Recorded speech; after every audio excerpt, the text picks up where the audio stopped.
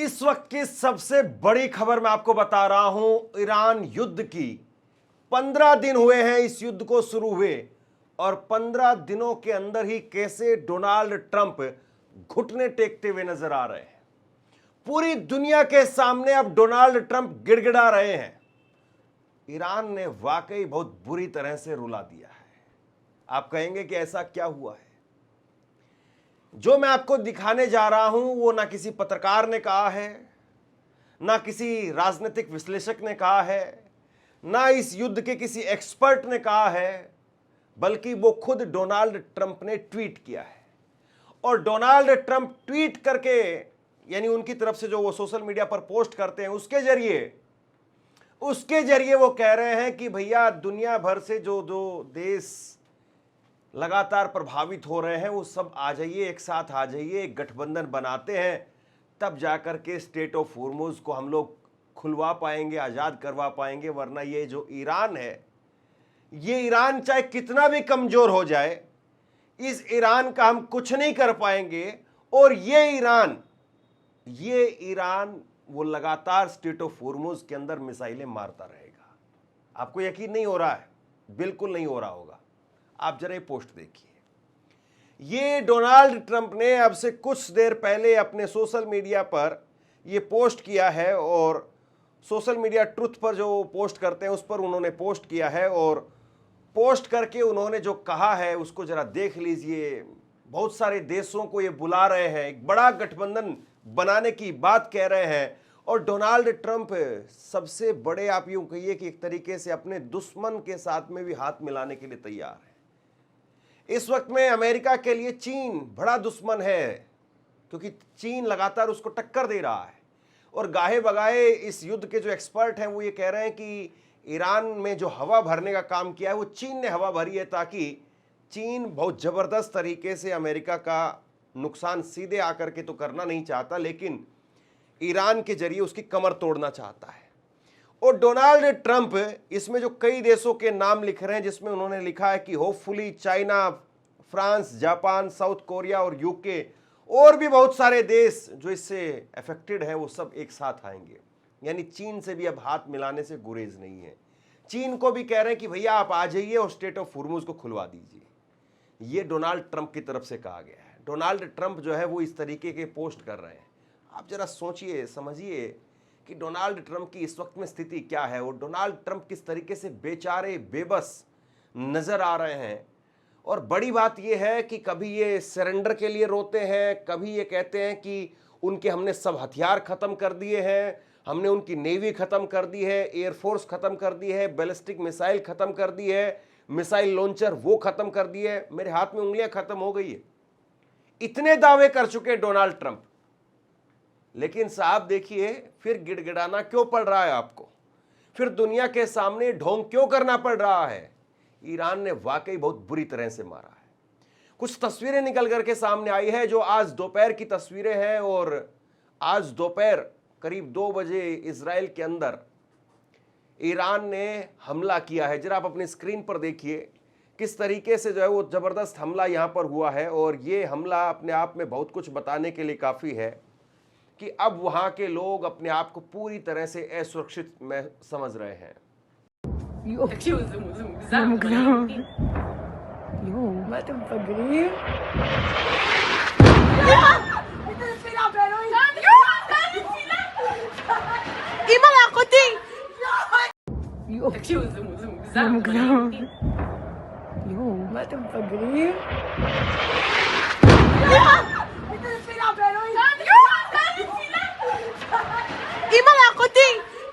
अब 2 बातें यहां पर बिल्कुल साफ तौर पर दिखाई दे रही हैं, जहां पर अमेरिका सुपर पावर, उसका जो नेतृत्व है वो कैसे गिड़गिड़ाता हुआ, अपनी खिल्ली उड़वाता हुआ नजर आ रहा है। और दूसरी तरफ उस देश का नेतृत्व क्या कर रहा है जो देश युद्ध के अंदर है, जिस देश के आपने सुप्रीम लीडर को मार दिया, जिस देश के आपने टॉप कमांडर्स को मार दिया, मतलब वहां पर तबाही आपने मचा दी। पिछले 15 दिनों में आप 15 देशों के साथ लगातार मिलकर के उस देश पर हमला कर रहे हैं।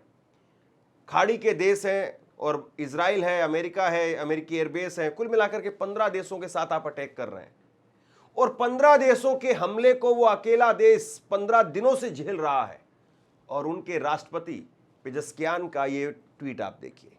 पेजेस्कियान ने कुछ देर पहले ये ट्वीट किया है और पेजेस्कियान क्या कह रहे हैं, जरा एक एक शब्द को गौर से देखिए। पेजेस्कियान ने कहा है कि 15 दिन हो चुके हैं और ये जब से हमारे ऊपर थोपा गया युद्ध है, जो अन्यायपूर्ण युद्ध है, उसकी शुरुआत हुई है, उसके बावजूद हम लोग यहाँ पर कम्युनिकेशन का सिस्टम हो या फिर जो परिवहन की व्यवस्था हो, उन सारी समस्याओं के बावजूद यहाँ की सरकार, अधिकारी वो मेहनत करके लोगों तक सेवाएं पहुँचाने की कोशिश कर रहे हैं और बिना किसी रुकावट के लोगों तक पहुँचा रहे हैं। ईरान के महान लोगों के साथ में उनके सहयोग से इन कठिन परिस्थितियों में हम इन कठिन परिस्थितियों को पार कर लेंगे, वो ये कह रहे हैं। और जो कुछ भी दुश्मन ने जो नष्ट किया है उसको पहले से भी बेहतर फिर से बनाएंगे। और आखिरी में उन्होंने जो हैशटैग लिखा है जो फारसी में, वो उसमें वो कह रहे हैं कि सरकार जनता के साथ खड़ी है। ये उस देश के राष्ट्रपति का पोस्ट है जिस देश में लगातार तबाही मचाई जा रही है, जिस देश में तहलका मचाया हुआ है, जिस देश में नरसंहार करने की एक तरीके से पूरी कोशिश की गई। आप याद करिए, आप कैसे भूल सकते हैं, तेहरान के अंदर राजधानी में, ईरान की राजधानी में उनके ऑयल डिपो पर बमबारी की गई बुरी तरह से। जो है वो बमबारी के बाद में तेहरान का जो आसमान था वो काला हो गया और पूरी जो तेल की बारिश थी वो पूरे तेहरान के ऊपर हुई, यानी एक चिंगारी और पूरा तेहरान जल करके राख हो जाता। लोगों ने ना जाने किस किस तरीके से वहां पर अपनी उन मुश्किल दिनों को काटा है। और वहां के राष्ट्रपति 15 दिन के बाद में कह रहे हैं कि हम लगातार लोगों के बीच में पहुंच रहे हैं, लोगों को सुविधाएं दे रहे हैं, दिक्कतें सामने आ रही हैं, लेकिन उस सब के बावजूद हम फिर से कोशिश करेंगे और जो कुछ भी हमारे यहाँ पर नुकसान हुआ है उसका हम बहुत अच्छे तरीके से उन सारी बिल्डिंगों को, मकानों को दोबारा से बना करके खड़ा करेंगे। ये उस देश के राष्ट्रपति, यानी पूरी तरह से संयम, शांति और अपने लोगों से अपील। कोई किसी प्रकार की, आप यूं कहिए कि इनकी भाषा में ऐसा नहीं दिखाई देता है कि ईरान लड़खड़ा रहा है, दर्द से एकदम से चीख रहा है, ऐसा कुछ भी नहीं है। बहुत संयम जो है नजर आ रहा है। और दूसरी तरफ डोनाल्ड ट्रंप, वो कह रहे हैं कि भैया चीन वालों आप भी आ जाओ, यूके वालों आ जाओ, फ्रांस वाले आ जाओ, जो साउथ कोरिया के लोग हैं वो भी आ जाइए, सब अपनी शिप भेजिए यहाँ पर और तब जाकर के स्टेट ऑफ होर्मुज को खुलवाएंगे। वरना ये ईरान के लोग, चाहे इनको कितना ही मार लो आप, कितना ही नुकसान कर दो, ये फिर भी मिसाइलें मारते रहेंगे। आपके सामने तस्वीर मुझे लगता है कि अब आगे बताने की जरूरत नहीं है। ये तस्वीर इतना ही सब कुछ जो है वो काफी है। और मैं आपको एक बड़ी जो है भविष्यवाणी आपको बताने जा रहा हूं। जॉन बोल्टन, उनकी एक बड़ी भविष्यवाणी देखिए, उन्होंने टीवी इंटरव्यू में क्या कहा है, आप अपनी स्क्रीन पर देखिए। वो कह रहे हैं कि ट्रंप इस युद्ध से पीछे हट सकते हैं। जॉन बोल्टन ने इस बात को कहा है और वो ये भी कह रहे हैं कि बिना किसी मकसद को हासिल किए ट्रंप इस युद्ध से पीछे हट जाएंगे। मुझे लगता है कि ट्रंप अपने देश में राजनीतिक नुकसान से बचने के लिए युद्ध खत्म करने की दिशा में आगे बढ़ रहे हैं और युद्ध शुरू करने से पहले उन्हें इस बारे में सोचना चाहिए था। पूरी दुनिया में कोई ऐसा एक्सपर्ट नहीं है जो यह कह रहा हो कि अमेरिका जीत रहा है। पूरी दुनिया में कोई ऐसा एक्सपर्ट नहीं है, या अमेरिका के अपने लोग वो ऐसे नहीं है जो ये कह रहे हो कि डोनाल्ड ट्रंप कितने शानदार राष्ट्रपति हैं। पूरी दुनिया में कोई भी ऐसा डिफेंस एक्सपर्ट नहीं है जो ये कह रहा हो कि अमेरिका की रणनीति वो सही दिशा में आगे बढ़ रही है और ट्रंप जो है वो घुटने पर ला देंगे ईरान को और ईरान जो है वो रेंगने पर मजबूर हो जाएगा। कोई ऐसा नहीं कह पा रहा है। ये जीत नहीं तो और क्या है, ये अमेरिका की हार नहीं तो और क्या है। और इससे ज्यादा जो है वो इस युद्ध को जितना आगे खींच करके ले जाएंगे। मुझे लगता है कि पिछले एक हफ्ते से, शुरुआत के एक हफ्ते में तो जो है वो अपनी वाहवाही कर रहे थे, पीठ थपथपा रहे थे डोनाल्ड ट्रंप, लेकिन बीते एक हफ्ते से लगातार मैं आपको बता रहा हूं, एक तरफ तो कहते हैं कि भैया हम बहुत बड़ा हमला करने वाले हैं, हम बहुत बड़ा हमला करने वाले हैं, आज कयामत की रात है, ऐसी सी बातें कहते हैं।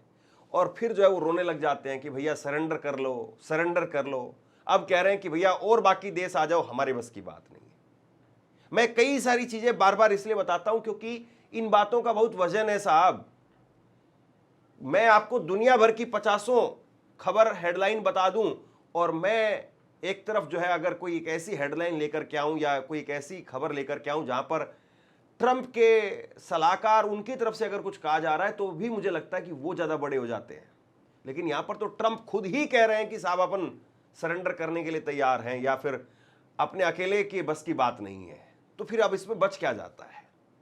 और दूसरी तरफ आप देखिए कि ट्रंप के कितने बुरे दिन जो है वो आ गए हैं। सीएनएन उसके ऊपर लगाम लगाने की कोशिश जो है वो की गई थी। ये सीएनएन का पोस्ट आप देखिए। सीएनएन पर लगाम लगाने की कोशिश जो है वो अमेरिका की तरफ से की गई कि सीएनएन तेहरान में जा रहा है, तेहरान की ग्राउंड रिपोर्टिंग कर रहा है, तेहरान के जश्न को दिखा रहा है और युद्ध में उस अपने दुश्मन मुल्क को जो है वो कवरेज दे रहा है।